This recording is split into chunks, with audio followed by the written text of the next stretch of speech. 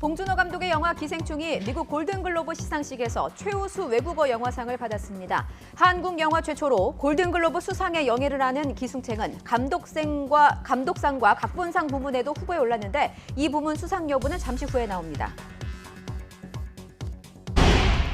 미군의 이란 군부 실세 살해 이후 미국과 이란 간 전운이 감도는 등 중동 위기가 고조되고 있습니다. 이란은 보복을 다짐하면서 미국 군사시설에 대한 공격을 공언했고 트럼프 미 대통령은 공격받을 경우 신속하고 완전하게 반격할 것이라고 강력 경고했습니다. 국회가 오늘 본회의를 열어 패스트트랙으로 지정된 수사권 조정안과 유치원 3법 등을 상정할 계획입니다. 민주당은 설 연휴 전까지 법안을 처리하겠다고 시한을 못 박았지만 한국당이 강력 저지를 예고해 여야가 재격돌할 것으로 예상됩니다. 추미애 법무부 장관이 이르면 이번 주 검사장급 이상 검찰 고위직에 대한 인사를 단행할 것으로 보입니다. 추 장관이 대대적 쇄신을 예고한 가운데 조국 일가 수사와 하명 의혹 수사를 지휘한 이른바 윤석열 사단 교체 여부가 최대 관심사입니다. 금융위원회 재직 시절 금품을 받은 혐의로 기소된 유재수 전 부산시 부시장의 재판이 오늘 시작됩니다. 유 전 부시장은 관련 업체로부터 5천만 원 상당의 뇌물을 받고 관련 업체에 동생의 취업을 청탁한 혐의로 구속돼 재판에 넘겨졌습니다. 오늘 오전 6시 40분쯤 경남 합천군 대양면 인근 33번 국도에서 차량 39대가 잇따라 부딪히면서 운전자 등 8명이 다쳤습니다. 경찰과 소방당국은 블랙아이스로 인해서 사고가 발생한 것으로 보고 정확한 사고 원인을 조사하고 있습니다. 시청자 여러분 안녕하십니까? 1월 6일 뉴스앤 이슈 시작합니다. 김정아 앵커의 휴가로 제가 대신합니다. 새해를 맞아 잠시 숨고르기에 들어갔던 여야가 오늘부터 또다시 충돌할 것으로 보입니다. 먼저 오늘 본회의를 통해서 검경 수사권 조정과 관련된 법을 상정하고 내일부터는 정세균 국무총리 인사청문회도 잇따라 열릴 예정입니다. 국회 취재기자 연결합니다. 이승배 기자. 네, 국회입니다. 네, 일주일 동안의 냉각기를 마치고 오늘은 검경 수사권 조정 법안을 놓고 여야가 맞붙습니다. 본회의는 몇 시쯤에 열립니까? 네, 본회의가 오늘 열리는 건 확실하지만 정확히 몇 시에 시작되는지는 아직 정해지지 않았습니다. 보통 2시부터 열리는데요. 이보다는 좀 더 늦어질 것으로 예상이 되고 있습니다. 지난달 12월 30일 본회의 때 공수처법을 첫 번째로 처리한 뒤에 현재 본회의는 정회 상태입니다. 말씀하신 것처럼 일주일가량 냉각기를 끝내고요. 오늘은 검경 수사권 조정 법안 상정을 놓고 여야가 다시 격돌을 합니다. 이 검경 수사권 조정 법안은 형사소송법과 검찰청법 개정안 이렇게 두 개입니다. 어떤 법안을 먼저 올릴지는 아직 정해지진 않았지만 그나마 한국당 반발이 적은 검찰청법이 먼저 올라갈 가능성이 있습니다. 민주당은 어제에 이어서 오늘도 법안 처리를 더는 지체하지 않겠다는 의지를 밝혔습니다. 민주당 이해찬 대표는 아침 최고위원회의에서 오늘 본회의를 열어서 검경 수사권 조정 관련 법안은 물론 유치원 3법도 그리고 민생법안까지 모조리 처리하겠다고 강조했습니다. 그러면서 한국당은 불법 폭력과 회의 방해로 볼썽사나운 모습을 보이지 말고 공당으로서 이성을 되찾고 국회의 몫을 다해주길 바란다고 말했습니다. 반면 한국당은 지금까지 해오던 기조를 바꾸려는 움직임은 없다면서 강력 저지에 나서겠다는 뜻을 재차 밝혔습니다.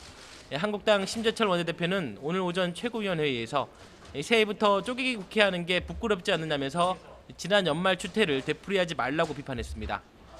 만약에 민주당이 계속해서 불법적인 날치기 본회의 처리를 이어간다면 다가오는 총선에서 반드시 심판받을 것이라고도 강조했습니다. 네, 내일부터는 국무총리 인사청문회도 시작이 되는데 이틀 동안 진행된다고요? 예, 맞습니다. 내일과 모레 이틀 동안 정세균 국무총리 후보자의 인사청문회가 열립니다. 패스트트랙 법안 처리 국면과 겹친 건데요. 다른 국무위원과 달리 국무총리는 인사청문회뿐만 아니라 국회 임명동의 절차를 거쳐야 합니다. 다시 말해서 본회의에 임명동의 안건을 올려서 표결을 거쳐야 합니다. 당연히 민주당은 적임자라고 옹호를 하고 있고요. 일단 표결만 붙여지면 통과는 문제가 없다고 자신하고 있습니다. 하지만 인사청문회를 일방적으로 밀어붙이다가는 나머지 법안 처리까지 불똥이 튈 수 있기 때문에 보수 야당 눈치를 볼 수밖에 없습니다.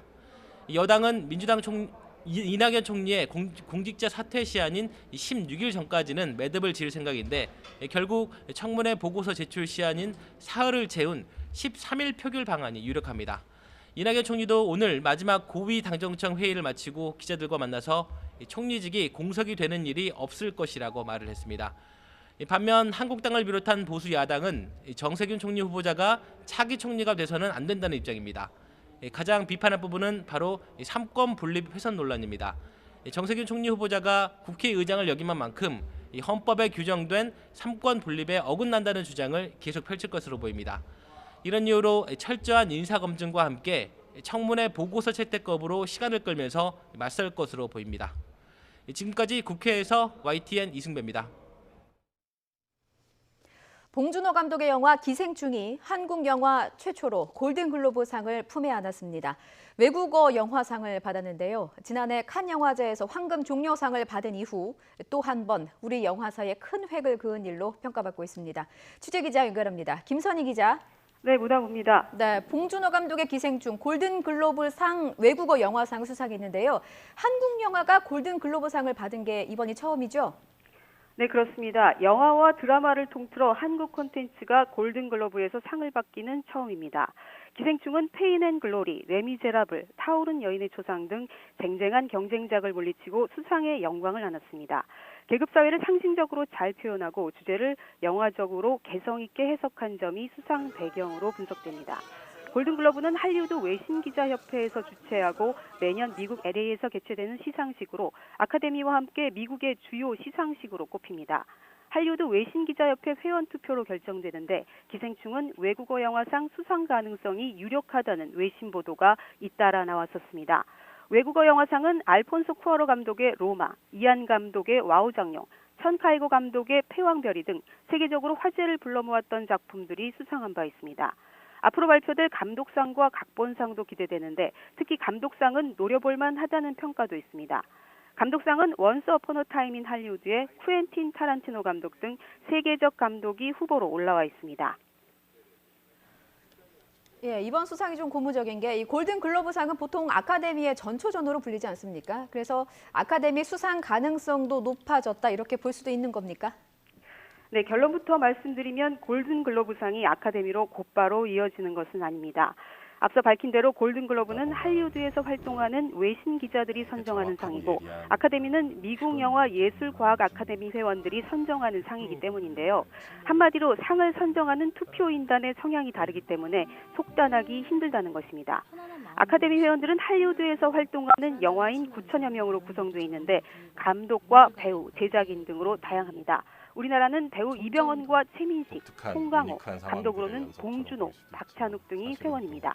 하지만 최근 기생충이 미국 각 지역에서 영화인들이 주는 상을 휩쓸고 무엇보다 감독 조합상과 할리우드 배우들이 주는 미국 배우 조합에서 기생충을 수상작으로 꼽으면서 아카데미 수상 전망을 밝게 해주고 있습니다.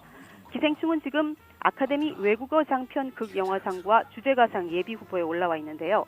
아카데미상으로 직결되는 후보작 선정은 오는 13일 결정됩니다. 지금까지 문화부에서 YTN 김선희입니다. 이번에 골든글로브에서 외국어 영화상을 받은 봉준호 감독은 이 장르가 봉준호라는 수식어가 나올 정도로 독특한 예술성을 선보여왔습니다. 특히 기생충은 부조리에 대한 감독의 날카로운 시선이 녹아있으면서도 대중성까지 놓치지 않은 수작으로 평가받고 있습니다. 김혜은 기자가 보도합니다.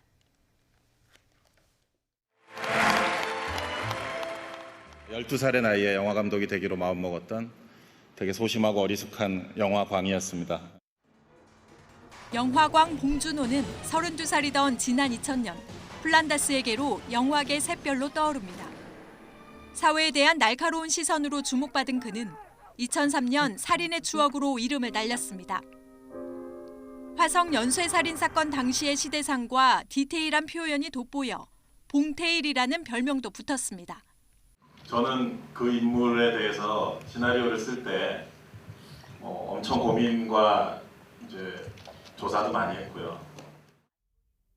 한국형 블록버스터의 신호탄으로 평가받는 괴물에 이어 설국열차와 옥자까지 계급, 자본주의, 부조리 같은 문제의식도 봉 감독의 영화에서는 풍부한 상상력과 흥미로운 캐릭터로 힘을 얻었습니다.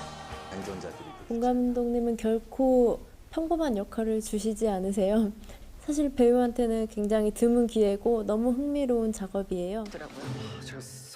기생충에는 봉 감독의 세계관이 가장 정교하게 녹아 있습니다. 빈부격차라는 무거운 주제를 친숙한 상징과 은유, 적절한 유머로 풀어내 각국의 평단과 대중의 호평을 모두 끌어냈습니다. 살인의 추억 이후 16년 이후의 봉준호 감독의 어떤 정말 놀라운 진화이자 한국 영화의 진화라고 저는 생각이 듭니다. 그래서 Parasite of Bong Joon-ho. 기생충이 미국 영화계와 관객의 마음을 사로잡은 만큼 이제 골든글로브를 넘어 아카데미 시상식에서의 수상에도 기대감이 더욱 높아지고 있습니다. YTN 김혜은입니다.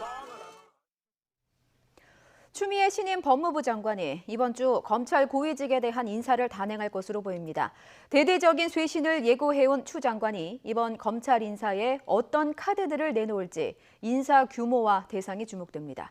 이른바 청와대 관련 수사를 이끈 검찰 간부들이 인사 대상에 포함될지 여부와 법무부 핵심 보직에 비검찰 출신이 기용될지가 관심입니다. 취재기자 연결합니다. 박석영 기자. 네, 서울중앙지검입니다. 예, 먼저 오늘 아침 추 장관 출근길에 검찰 인사와 관련한 취재진의 질문에 어떤 답변이 있었습니까? 네, 추 장관은 오늘 아침 9시쯤 정부 과천청사 법무부로 출근했는데요. 검찰 인사와 관련한 취재진 질문에는 아무런 대답도 하지 않았습니다. 들어보시죠. 검찰 인사위원회 윤석열 총장과 상견례 지연되는 이유가 있을까요? 혹시 그리고 예정이 됐는지 검찰 인사위원회도 소집하셨나요? 혹시 비검찰 인사도 등용한다는 말이 있는데. 네, 앞서 법무부는 추 장관 임명 전부터 검찰 인사 실무 작업을 진행했습니다. 간부 인사 대상자에 대한 경찰의 세평 조회도 마무리된 것으로 알려졌는데요. 법조계 관계자들은 법무부가 이번 주 내로 검찰 인사위원회를 개최할 것으로 보고 있습니다.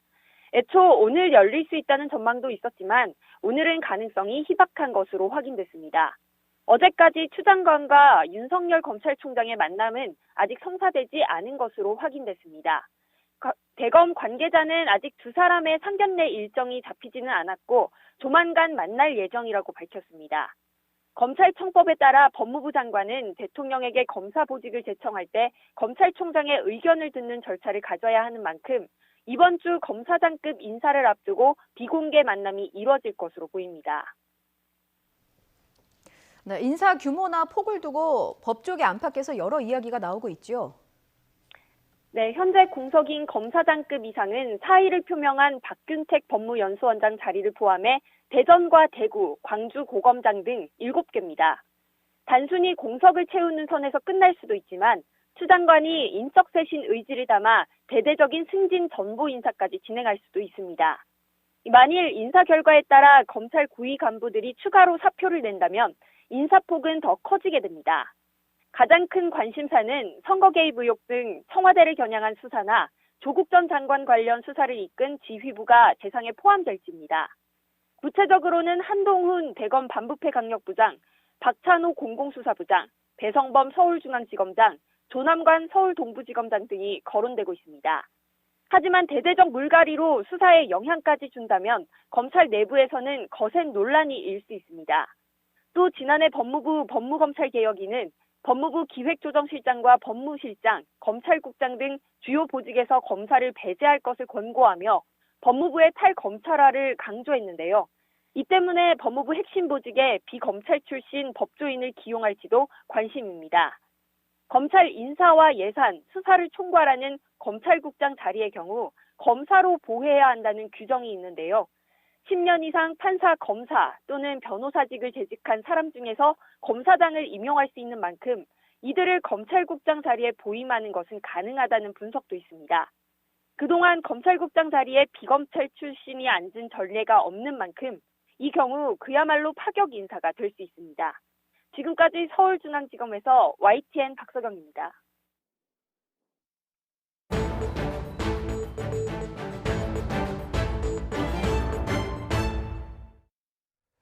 중동 위기가 고조되고 있습니다. 이란이 사실상 핵 합의 탈퇴를 선언했고 이에 트럼프 대통령은 신속하고 완전한 반격을 공언했습니다. 취재기자 연결해서 자세한 내용 알아보겠습니다. 김희준 기자. 네, 국제부입니다. 네, 이란의 이런 핵 합의 탈퇴 선언, 이란 정부 발표 내용부터 먼저 짚어볼까요? 네, 핵 합의가 정한 우라늄 농축용 원심 분리기의 수량 제한을 더는 지키지 않겠다. 이란 정부가 성명을 통해 이같이 천명했습니다. 이는 우라늄 농축의 농도와 능력에 제한을 두지 않겠다는 것이라고 설명했습니다. 2015년 유엔 안보리 5개국과 독일 등 6개 나라와 함께 체결한 핵합의에서 사실상 탈퇴한다는 선언입니다. 이란 국영방송은 이란이 핵 프로그램 가동에 아무런 제한을 받지 않게 됐다고 보도했습니다. 이란 정부는 다만 미국이 경제 제재를 철회하면 핵 합의에 복귀하겠다는 조건을 달았습니다. 미국과의 협상 여지를 남겨둔 것인데 하지만 미국이 제재를 풀 가능성은 많지 않아 보입니다.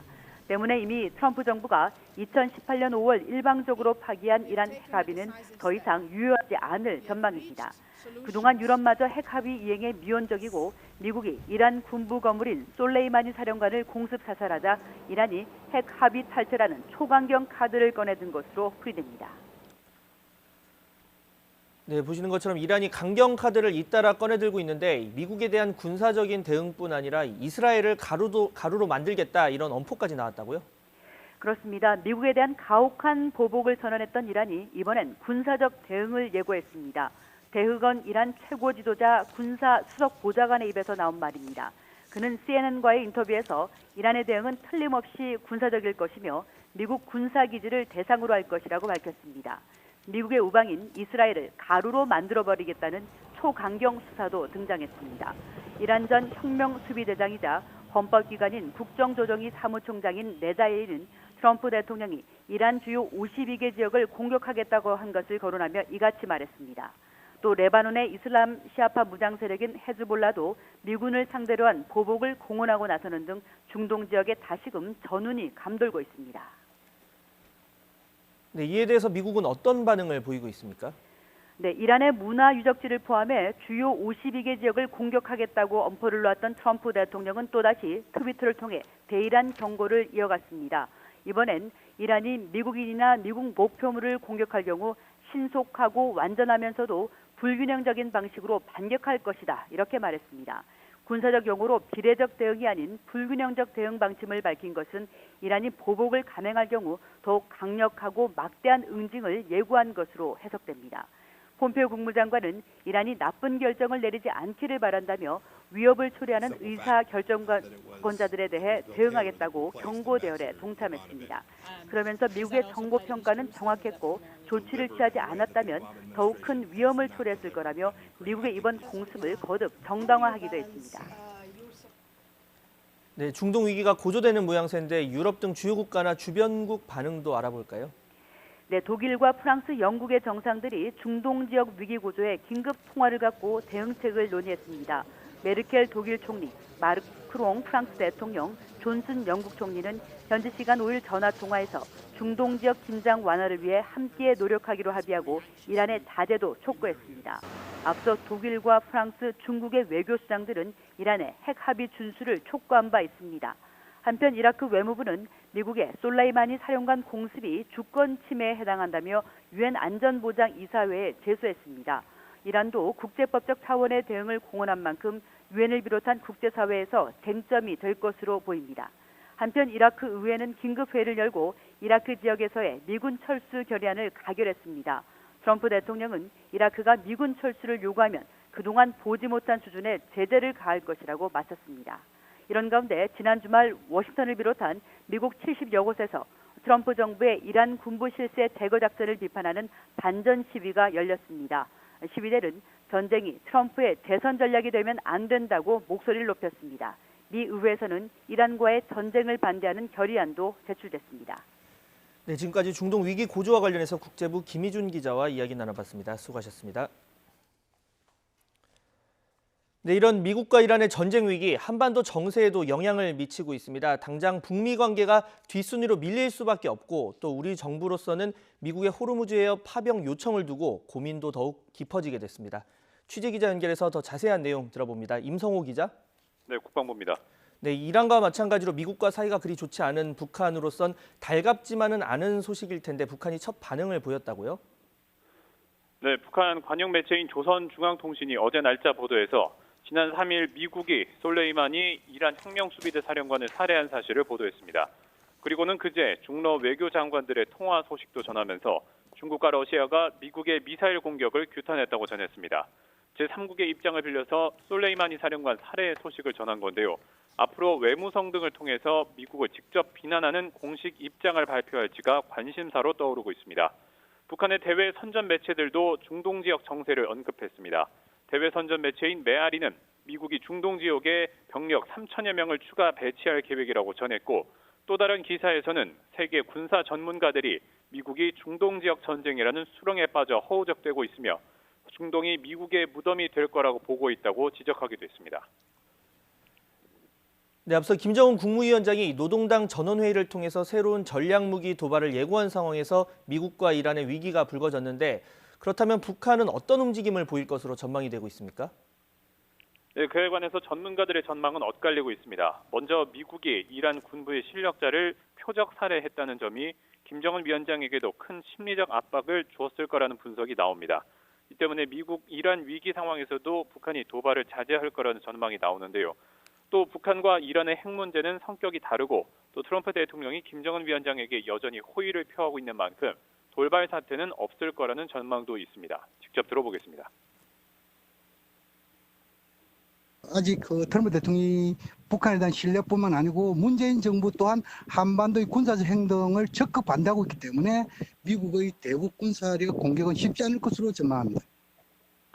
하지만 미국이 중동에 집중하는 상황을 북한이 이용할 거라는 분석도 있습니다.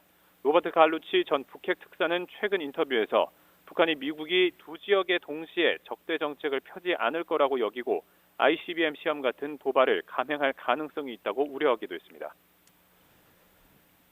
네, 이번에는 이 미국과 이란의 갈등이 우리에게 미칠 영향도 짚어보겠습니다. 위기가 고조되고 있는 중동 지역에 우리 교민도 꽤 많을 텐데 그분들의 안전에는 문제가 없습니까?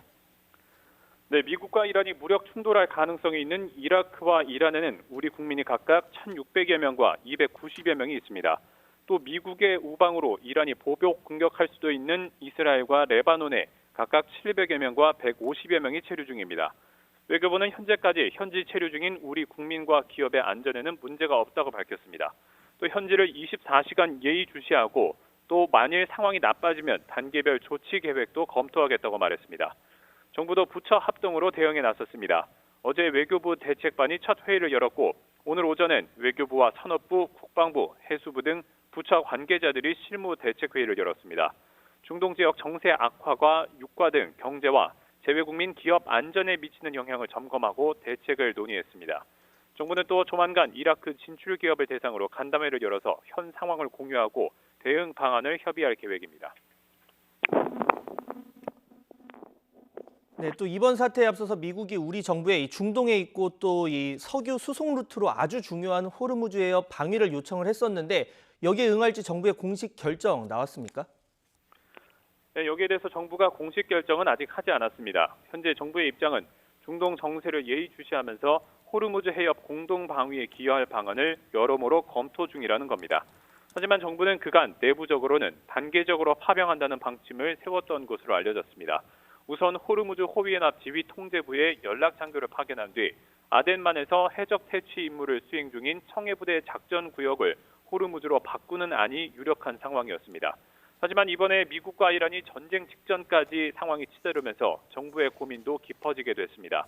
우리나라 원유 수입량의 70%가 지나는 길목이기도 하고 또 미국과 북핵 문제에 대한 공조나 방위 분담금 협상 중인 상황을 고려하면 미국의 파병 요청을 무시할 수는 없는 상황입니다. 그렇다고 함정을 파견하자니 이란과의 관계 악화가 불가피한 데다 자칫 미국과 이란의 무력 충돌에 휘말릴 가능성도 있습니다. 이 때문에 정부는 호르무즈 파병 방안뿐만 아니라 다른 방식으로 호르무즈 해협 방위에 기여하는 방안 등 요수를 찾는 데 집중하고 있습니다. 지금까지 국방부에서 YTN 임성호입니다.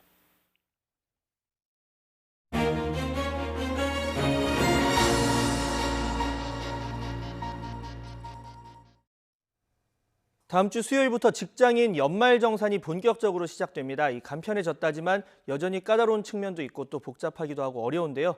자, 13월에 보너스냐 아니면 세금 폭탄이냐, 어떻게 하면 한 푼이라도 더 받아갈 수 있을지 관련 통계를 보면서 하나하나 짚어보겠습니다. 정철진 경제평론가 연결돼 있습니다. 안녕하세요. 네, 안녕하십니까. 네. 자, 흔히들 이 13월의 월급이라고 불리는 연말 정산인데 또 이 개념에 친숙하지 않은 분들도 있을 것 같아요. 그러니까 뭐 월급에서 이 미리 떼간 세금이 이 최종 결정된 세액보다 많으면, 그러니까 많이 썼으면 그만큼 돌려받는다는 개념이죠. 그렇습니다. 샐러리맨들한테 이제 적용되는 개념인데요. 원천 징수를 떼고 일단 12월까지 가게 되는 것이죠. 그런데 이제 개인 사정에 따라서 소득공제, 세액공제 액수가 다를 거 아닙니까? 그래서 마지막 최종 결정된 세액이 결정이 되면 그동안에 미리 원천 징수된 세액하고 최종 결정된 세액을 비교해가지고 내가 세금을 더 냈다. 그럼 돌려받는 것이고요. 덜 냈다. 그러면 이제 토해낸다고 표현하죠. 이제 그런 과정을 거치는 것이 이제 연말 정산이다. 이렇게 생각하시면 될 것 같습니다. 네. 자, 지금 보면 이 사실 많은 직장인분들이 뭐 더 받는 사람도 있고 아니면 더 내야 하는 사람도 있고 이런데 관련 통계를 보니까 3명 중 2명은 돌려받았고 또 반면에 이제 더 내야 하는 사람은 5명 중에 1명이더라고요. 뭐 금액은 돌려받는 경우에는 평균 58만 원 정도, 그리고 더 내야 하는 경우는 1인당 89만 원 정도 뭐 이렇게 나왔는데요. 네.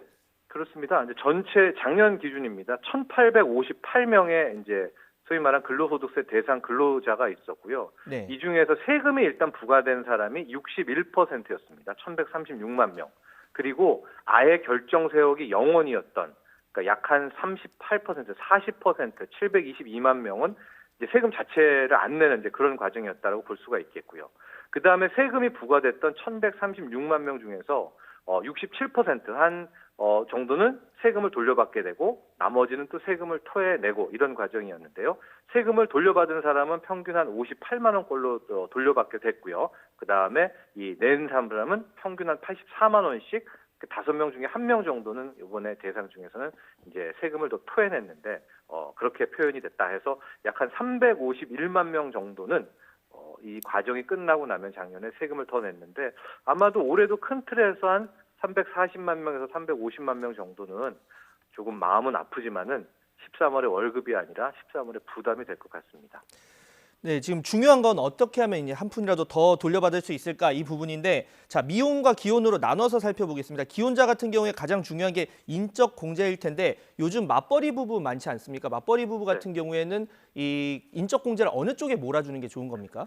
네, 그렇습니다. 이게 이제 공식화가 돼 있는데요. 맞벌이 같은 부부 같은 경우에 이제 상대적으로 두 분 중에서 연봉이 더 높은 경우와 낮은 경우가 있는데, 연봉이 높은 쪽으로 몰아줘야 될 것과 연봉이 상대적으로 낮은 쪽, 그게 뭐 남편과 부인 중에서 누가 될지는 모르겠지만요. 이게 좀 거의 공식화되어 있습니다. 우선 모든 공제 같은 것들, 뭐 인적 공제라든가 이런 부분은 상대적으로 연봉이 많은, 급여가 많은 쪽의 배우자에게 몰아주는 것이 좋습니다. 반면에 네. 예. 네, 상대적으로 네, 급여가 낮은 쪽으로 몰아줘야 되는 것들이 두 가지가 있는데, 하나는 이제 카드, 신용카드 같은 것과 또 하나가 의료비입니다. 이제 여기서 많이 헷갈리는 부분이, 신용카드 같은 경우에는 오히려 그 소위 말하는 더 높은 연봉자 배우자의 그 명의로 된 카드를 쓰면서 하는 것이 낫지 않냐 이렇게 생각하게 될 텐데요. 보통 신용카드는 본인의 그 급여의 25% 이상을 쓴 부분에서부터 소득공제가 들어가고, 이것도 7천만 원 이하 같은 경우에는 이제 300만 원의 최초 한도가 있습니다. 그렇기 때문에 급여의 25%가 먼저 도달하는 급여가 낮은 쪽으로 이제 이 신용카드는 이제 몰아주는 것이 더 좋다 하고, 의료비 같은 경우에도 이제 이 최저 사용액이 있거든요. 급여의 3%를 초과하는 부분부터 의료비 세액공제 대상이 되고 있기 때문에 이 역시도 급여가 상대적으로 낮은 배우자 쪽으로 몰아줘야 빨리 의료비 세액공제 대상으로 들어갈 수가 있기 때문에 이 두 가지 항목은 배우자 중에서 급여가 적은 쪽으로 몰아주는 게 좋습니다. 네, 그러니까 지금 정리를 하면 인적 공제는 소득이 높은 쪽, 그리고 신용카드나 네. 의료비는 소득이 낮은 쪽으로 몰아주는 그렇습니다. 게 좋다 이런 얘기를 하셨고, 또 궁금한 게 사실 사람들이 신용카드의 혜택이냐 아니면 체크카드나 현금 영수증의 세액 공제가 더 유리하냐, 이 부분에 대해서 갈등을 많이 하시는데 좀 어느 네. 부분이 좋다고 조언을 해주실 수 있을까요? 이것도 이제 현실로 봐야 되는데, 이론과 좀 다른 것이, 신용카드는 이제 15% 공제율이고요. 현금 영수증이나 체크카드는 30% 공제율이기 때문에 무조건 체크카드, 현금 영수증 써야 되지 이러는데, 제가 앞서도 말했듯이 이 모든 카드 공제, 현금 영수증 공제는 급여의 25% 이상을 사용한 부분에 한해서부터 적용이 되거든요. 그러니까 우리의 신용카드 같은 경우에는 체크카드나 이런 것보다 혜택이 더 크잖아요. 그러니까 우선적으로 25%, 즉 소득공제 들어가는 구간까지는 신용카드를 쭉 쓰게 된 다음에 그 체크를 늘 하셨다가 넘어가는 구간부터 체크카드나 이런 쪽으로 교체해서 사용하게 되시면 신용카드와 또 체크카드나 현금 영수증이 주는 높은 이 소득 공제율을 한꺼번에 누릴 수 있는 두 마리의 토끼를 잡을 수가 있습니다. 네. 자, 그리고 올해 달라지는 아마 부분도 많을 텐데 달라지는 부분 중에서 가장 이 시청자분들이 이건 꼭 기억하면 좋겠다 하는 부분들을 좀 정리를 해주신다면 어떤 게 있을까요? 일단은 7천만 원 이하 근로자 같은 경우에 박물관, 미술관 입장료에는 30% 소득 공제율이 일단은 적용이 된다는 점. 그러니까 뭐 박물관이나 미술관 이게 이제 주 52시간이랑 약간 궤를 같이 하는 이제 그런 또 하나의 소득 공제 부분이다라고 볼 수가 있겠고요. 가장 눈에 띄고 관심이 많았던 것이 의료비 세액 공제 중에서 그동안에는 산후조리원 지출이 빠져 있었습니다. 근데 요즘에 산후조리원이 거의 대중화가 됐잖아요. 그래서 논란이 많았었고 결국 1회당 200만 원까지 이 산후조리원 지출 비용이 이제 세액 공제에 들어가게 되거든요. 그런데 이 부분 같은 경우에 아마 그 국세청 연말정산고가 거기에 안 들어갈 수도 있습니다. 그래서 산모 같은 경우에는 따로 영수증을 마련하고 하는 것이 굉장히 좋을 것 같다라고 볼 수가 있겠고 기부금 같은 경우에도 그동안에 이제 고액 기부금 1,000만 원 이상이 그 30% 2천만 원 이상이 30%였는데 배리어를 낮췄습니다. 그래서 1,000만 원 초과되는 부분에 30%로 해서 기부에 대해 좀 장려하는 그런 구간도 함께 이번에 바뀌었습니다. 네. 자, 오늘 말씀은 여기까지 듣겠습니다. 지금까지 정철진 경제평론가와 함께 이야기 나눠봤고요. 오늘 연결 응해주셔서 감사합니다. 감사합니다.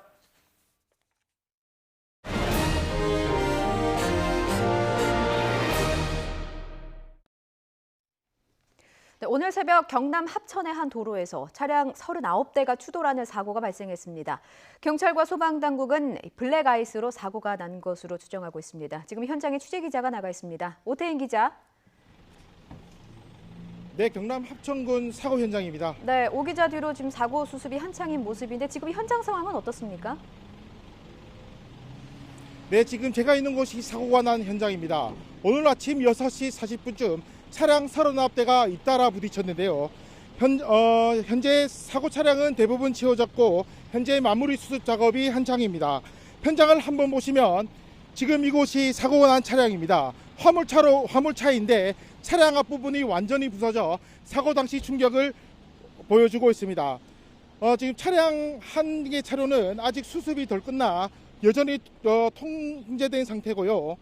현재까지 사고로 8명이 병원으로 옮겨진 것으로 파악됐습니다. 다행히 크게 다친 사람은 없는 것으로 알려졌습니다. 사고가 난 대학면 일대에는 아침 6시 25분부터 지금까지 2.8mm의 비가 내렸습니다. 사고가 난 시각이 6시 40분 정도니까 15분 만에 사고가 발생한 것으로 추정됩니다. 경찰과 소방당국은 이번 사고가 도로 위에 얇은 얼음층이 형성되는 블랙아이스 때문에 발생한 것으로 추정하고 정확한 사고 원인을 조사하고 있습니다. 저희 취재팀이 이곳 현장에 오면서도 곳곳에 도로가 얼었고 사고도 쉽게 목격했습니다. 아무쪼록 운전자분들 안전 운전하시길 바랍니다. 지금까지 합천군 사고 현장에서 YTN 오태인입니다. 어제 오전에 진화된 강원도 춘천 산불이 오늘 새벽에 재발하면서 산림당국이 진화 작업을 벌이고 있습니다. 불이 난 곳은 어제 진화 작업을 마무리한 강원도 춘천시 신부급 발산리 산불 현장으로 오늘 새벽 정상 부근에서 잔불이 재발화한 상태입니다. 산림당국은 일출과 함께 헬기 석 대와 인력 60여 명을 투입했으며 오전 중에는 진화할 것으로 보고 있습니다. 금융위원회 재직 시절 관련 업체들로부터 금품을 받은 혐의로 기소된 유재수 전 부산시 부시장의 재판이 오늘부터 시작됩니다. 서울 동부지법은 오늘 오후 4시 뇌물수수 등의 혐의로 기소된 유 전 부시장에 대한 첫 공판 준비 기일을 진행합니다. 유 전 부시장은 금융위원회에 재직하던 2016년쯤부터 금융업체 서너 곳에서 5천만 원 상당의 뇌물을 받고 관련 업체에 동생의 취업을 청탁한 혐의를 받고 있습니다. 지난 2018년에 실시한 사관생도 선발 1차 필기시험에서 채점 오류로 불이익을 받았던 11명이 추가로 구제됐습니다. 국방부는 오늘 보도자료를 내고 지난해 11월 채점 오류 정정에 따라 43명이 합격 조치된 이후 추가로 권익구제 요청이 있었다며 법률 검토를 통해 11명을 추가 구제하기로 결정했다고 밝혔습니다. 이들 11명은 채점 오류가 없었다면 최종 선발에서 불합격했을 학생들이 합격함에 따라 탈락한 차순위자들입니다. 최근 중국 우한에서 원인 모를 폐렴 환자가 급속히 늘면서 사스 우려가 커졌는데요. 중국 보건당국은 사스는 아니라고 결론 내렸습니다. 하지만 홍콩 등 주변국은 대응 수준을 높이는 등 긴장의 고삐를 늦추지 않고 있습니다. 보도에 이종수 기자입니다. 중국 후베이성 우한에서 집단 발생한 원인 모를 폐렴 환자가 59명으로 늘었습니다. 이 가운데 7명이 위독한 상태입니다. 중국 보건당국은 기초조사 결과 현재까지 뚜렷한 사람 간 전염 사례가 발견되지 않았다고 밝혔습니다. 또 환자들과 밀접히 접촉한 163명에 대해서도 관찰했지만 발열 등 이상 증세는 현재까지 없다고 설명했습니다. 그러면서 이번에 폐렴에 걸린 환자들이 각종 야생동물을 판매하는 우한 화난수산시장 상인들이 많아 중증 급성 호흡기 증후군 사스 우려가 커졌지만 폐렴의 원인이 사스는 아닌 것으로 결론 지었습니다.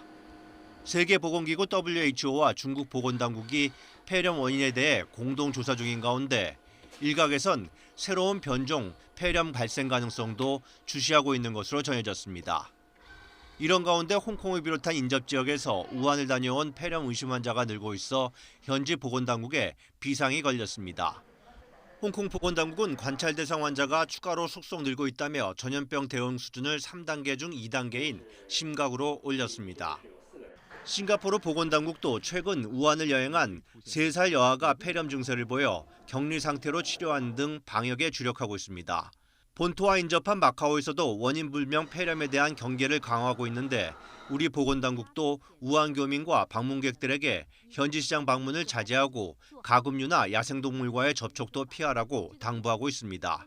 YTN 이종수입니다. 육군과 공군 등의 군가에 친일 음악인이 작곡한 노래 30여 곡이 있다는 소식 전해드린 바 있는데요. 이뿐만이 아니었습니다. 여성과 장애인을 비하하거나 유신체제를 미화하는 등 시대착오적인 군가들이 여전한 것으로 확인됐습니다. 나혜인 기자가 보도합니다. 2018년 최신판 국방부 군가 총록집에 실린 여군 미술입니다. 여군을 전투 임무와 무관한 존재로 묘사하더니 성차별적 가사가 이어집니다.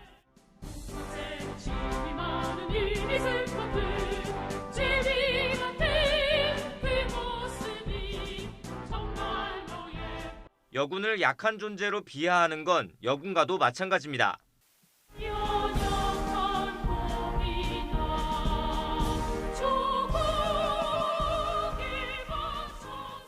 간호장교를 양성하는 국군 간호사관학교 교관은 사관생도를 백의의 천사, 결의의 꽃으로 표현합니다. 그곳에는 이제 여성 장교만 있는 것이 아니고 남성 생도도 사실은 있어요. 어떻게 보면은 그 간호생도 자체를 그 남성 군인을 위해서 어떻게 서포트하는 존재로밖에. 해군과 공군 군가 중에는 바다와 하늘을 아가씨에 비유하는 노래가 여기저기 눈에 띕니다. 그런가 하면 등이 굽은 장애인을 희화화하는 군가도 있고 유신 독재 미화 논란이 불거졌던 유신의 국군도 아직 군가 총록집에 남아 있습니다. 국방부는 이들 군가가 실제 병영에서는 거의 불리지 않는다는 입장입니다. 하지만 문제 소지가 있는 군가를 부르지도 않으면서 계속 내버려 두는 건 앞뒤가 맞지 않는다는 지적입니다. 제가 여군이지만 그걸 똑같이 다 배웠단 말이에요. 내가 이 군에서 어떤 역할들을 해야 되는 사람으로 들어온 건지, 더군다나 유신 같은 경우에는 이미 반성이 시작돼야 되는 역사들 중에 일부인 거잖아요. 우리 군에서 굉장히 어두운 역사고. 국방부 관계자는 군가 개편이 쉽게 결론 내릴 일은 아니라며 범정부 차원의 연구와 국민 공감대 등을 고려해 검토하겠다고 원론적으로 답변했습니다. 성 역할에 대한 고정관념, 소수자 비하, 군사 독재 미화까지 시대에 뒤떨어진 군가 전반의 개편이 필요해 보입니다. YTN 나혜인입니다. 지난 4분기 국내 투자자들이 가장 많이 순매수한 해외 주식은 애플인 것으로 나타났습니다. 한국예탁결제원 증권정보 포털을 보면 지난해 4분기 국내 투자자의 애플 주식 순매수 결제액은 5,932만 달러, 우리 돈으로 693억 원으로 해외 주식 종목 가운데 가장 많았습니다. 지난해 미국 애플의 주가는 9월에 내놓은 신형 아이폰과 애플워치에 이어서 10월 말에 출시된 에어팟 프로 같은 신제품이 인기를 끌면서 주가가 가파르게 올라 연간 80% 넘게 급등했습니다. 국내 대표적인 문학상인 이상문학상의 올해 수상자로 결정된 소설가 김금희 씨가 저작권을 일정 기간 양도하라는 출판사 측의 계약 내용을 문제 삼아 수상을 거부했습니다. 김 작가는 지난 4일 자신의 트위터에서 수상 후보작에 대한 출판사와의 계약서 내용에 단편의 저작권을 3년간 양도한다는 내용이 있었다며 참담해져 수정 요구를 했지만 끝내 받아들여지지 않았다고 밝혔습니다. 또 해당 작품을 표제작으로도 쓸 수 없고 다른 단행본에 수록될 수 없다면서 앞으로 다른 작가들도 불이익을 받을 것 같아 문제를 제기한다고 덧붙였습니다.